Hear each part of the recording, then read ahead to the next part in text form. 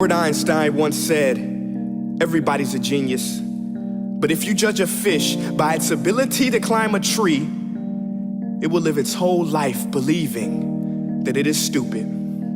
Ladies and gentlemen of the jury, today on trial we have modern day schooling. Glad you could come. Not only does he make fish climb trees, but also makes them climb down and do a 10-mile run. Tell me, school, are you proud of the things you've done? Turning millions of people into robots, do you find that fun? Do you realize how many kids relate to that fish?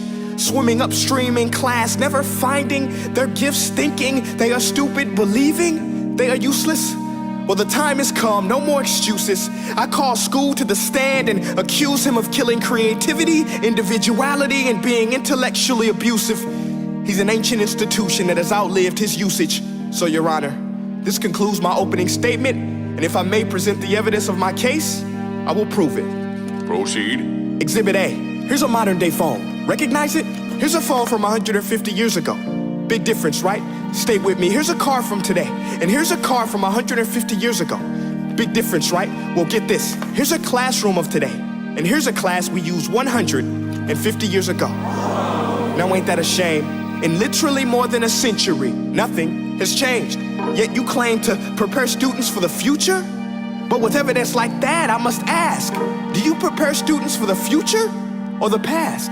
I did a background check on you and let the record show that you were made to train people to work in factories, which explains why you put students in straight rows, nice and neat, tell them sit still, raise your hand if you want to speak, give them a short break to eat, and for 8 hours a day, tell them what to think. Oh, and make them compete to get an A letter which determines product quality, hence grade A of meat. I get it. Back then, times were different. We all have a past. I myself am no Gandhi. But today, we don't need to make robot zombies. The world has progressed. And now we need people who think creatively, innovatively, critically, independently, with the ability to connect. See, every scientist will tell you that no two brains are the same. And every parent with 2 or more children will confirm that claim. So please explain why you treat students like cookie cutter frames or snapback hats, giving them this one-size-fits-all crap. Watch your language. Sorry, Your Honor, but if a doctor prescribed the exact same medicine to all of his patients, the results will be tragic. So many people would get sick, yet when it comes to school, this is exactly what happens, this educational malpractice, where one teacher stands in front of 20 kids, each one having different strengths, different needs, different gifts, different dreams, and you teach the same thing the same way?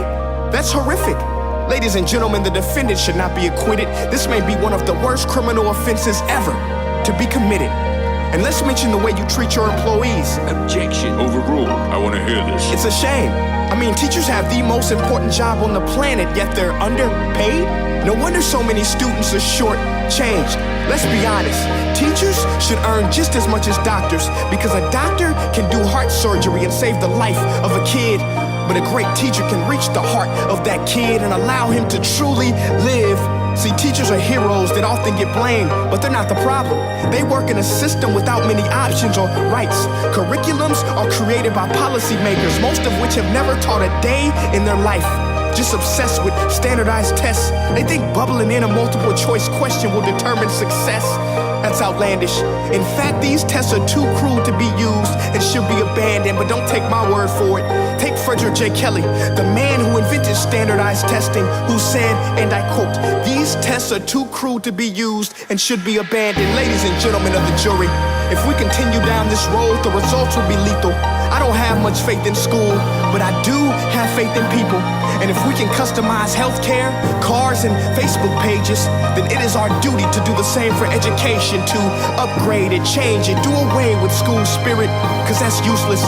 Unless we're working to bring the spirit out of each and every student, that should be our task. No more Common Core. Instead, let's reach the core of every heart in every class. Sure, math is important, but no more than art or dance. Let's give every gift an equal chance. I know this sounds like a dream, but countries like Finland are doing impressive things. They have shorter school days, teachers make a decent wage, homework is non-existent, and they focus on collaboration instead of competition. But here's the kicker, boys and girls. Their educational system outperforms every other country in the world. Other places like Singapore are succeeding rapidly. Schools like Montessori, programs like Khan Academy. There is no single solution, but let's get moving. Because while students may be 20% of our population, they are 100% of our future. So let's attend to their dreams, and there's no telling what we can achieve. This is a world in which I believe, a world where fish are no longer forced to climb trees. I'll rest my case.